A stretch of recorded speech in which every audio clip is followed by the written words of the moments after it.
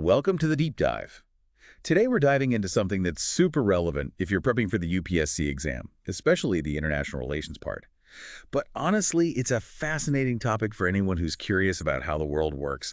We're talking about the unexpected comeback of state power in the 21st century. Yeah, it's kind of a puzzle, isn't it? You'd think with globalization and all, states would be on the way out, becoming less and less important, but actually the opposite is happening. It's a real head scratcher. Like, for a while there, everyone was saying the state was finished, borders were meaningless. So what changed? What made states stronger, not weaker? Well, one big thing is the rise of new security threats, especially like transnational terrorism. Think back to after 9/11. The reaction globally was this huge jump in military spending, obviously the US leading the way. But China, Russia, France, the UK, they all boosted their military a lot too. Just in 2023 alone, global military spending reached a record $2.24 trillion. Wow, that's a crazy amount. Shows how seriously countries are taking these threats. It's almost like the world got a wake-up call, reminding us what the state's main job is: to keep things safe, to protect its people from danger, both inside and outside its borders. Reminds me of that quote from Philip Bobbitt. He said, "The state exists to master violence." Might sound harsh, but it gets to the core of why states stick around. Exactly. And this whole idea of mastering violence, like Bobbitt said, has led to what we call the national security state. States have been getting more and more power to keep tabs on people, control things, even detain people, all in the name of security. Which brings up some tough questions about balancing security with individual freedom. Definitely something to think about, especially for those UPSC aspirants. Totally. It's a tricky balance to strike.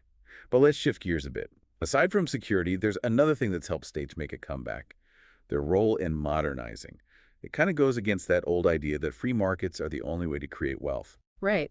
In the real world, states are really important for building the foundation for a successful market economy. Think about it. The rule of law, property rights, making sure contracts are followed, keeping society stable, these are all things states do, and they're essential for markets to work right.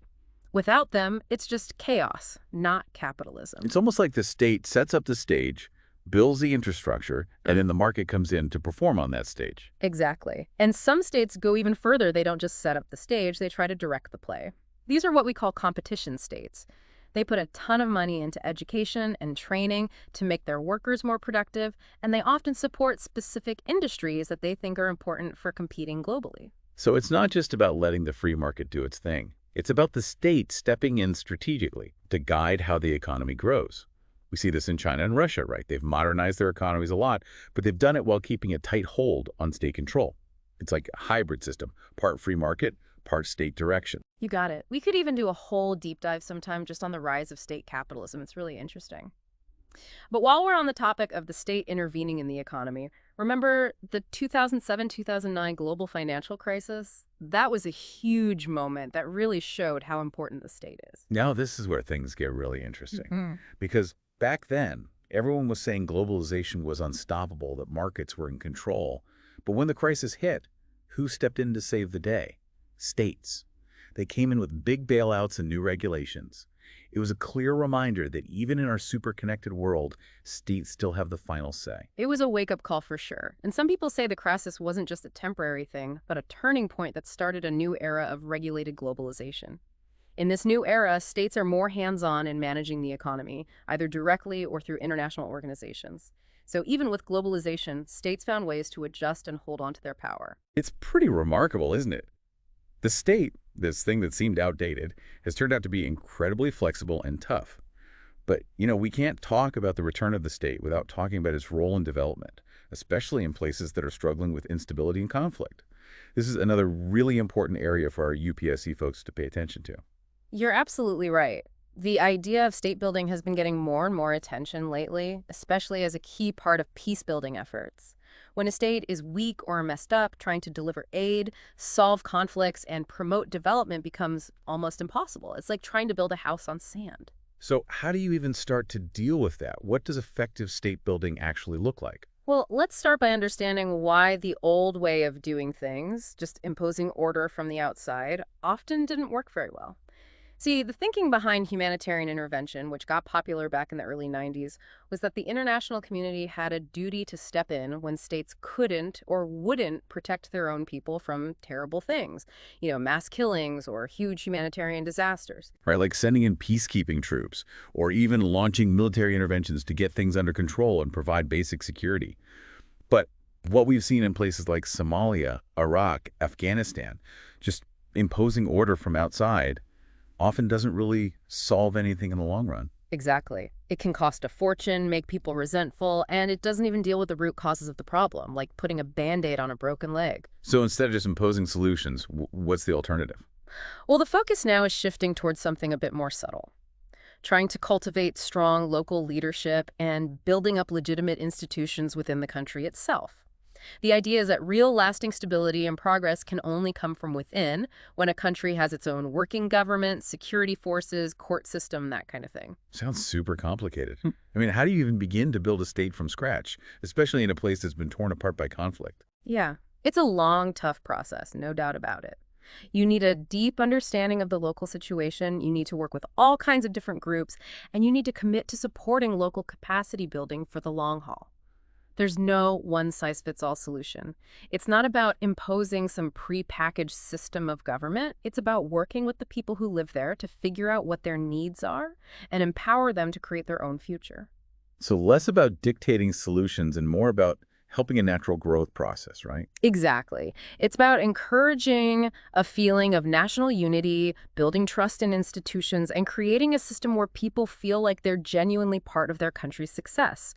More like planting a seed and carefully nurturing it instead of trying to force it to grow overnight. That sounds so much more sustainable, but also incredibly fragile, trying to support without controlling, guide without dictating. Absolutely. And remember, state building isn't just about creating institutions on paper, it's also about developing the human capital, the people who are actually going to make those institutions run effectively.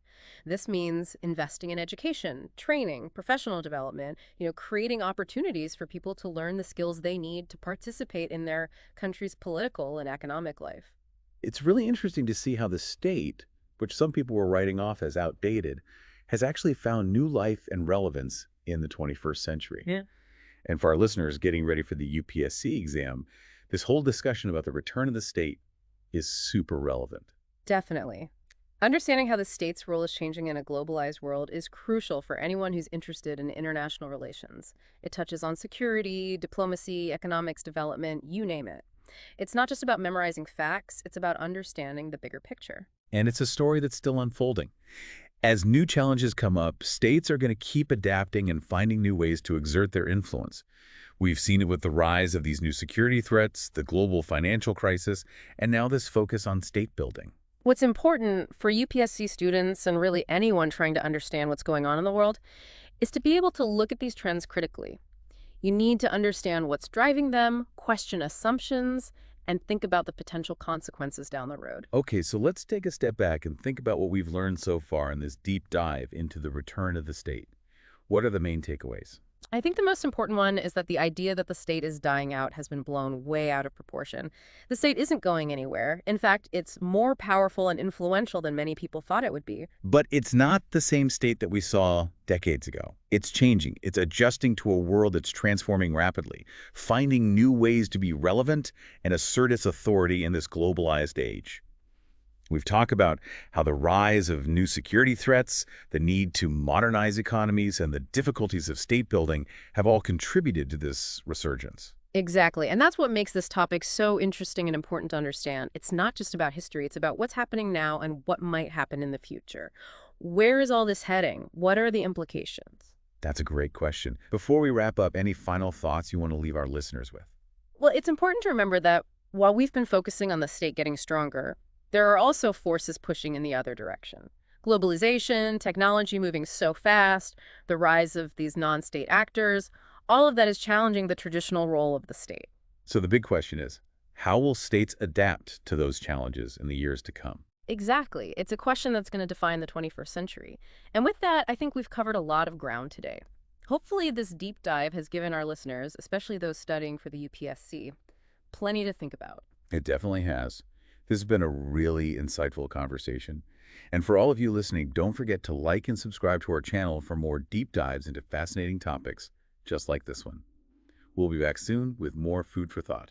Yeah, it really does make you think what the future holds. On the one hand, a strong state can be a good thing, right? Providing stability, security, setting the stage for economic growth. But too much state power, that can be scary too. It can lead to all sorts of problems, abuses of power, corruption, people's freedoms getting trampled on. Right, exactly. Yeah. The key, like with so many things in international relations, is finding the right balance. Mm. And that balance is going to be different everywhere you go, depending on the history, the culture, the political situation. Yeah. What works in one country might be a disaster in another. It's like there's no one-size-fits-all model for what the state should look like in the 21st century. Every country has to figure out its own way, dealing with globalization, all the crazy technological changes, and the constant shifts in power. Absolutely. And that's one of the things that makes studying international relations so interesting. It's not about finding easy answers. It's about wrestling with these complicated, messy challenges and trying to understand a world that's always changing.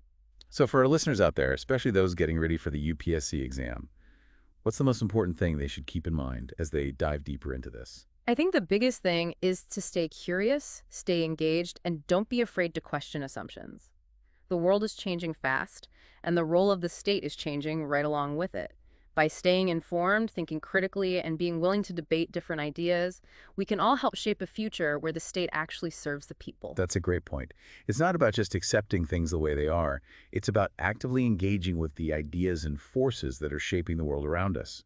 Exactly. And who knows, maybe some of the people listening to us today will be the ones shaping the future of international relations tomorrow. Well said. I think that's a fantastic place to wrap things up. Thank you so much for joining us for this deep dive into the return of the state. It's been a truly insightful conversation. The pleasure was all mine. Always enjoy these chats. And to all our listeners out there, thanks for tuning in. Don't forget to like and subscribe to our channel for more deep dives into all sorts of fascinating topics, just like this one. We'll be back soon with more food for thought.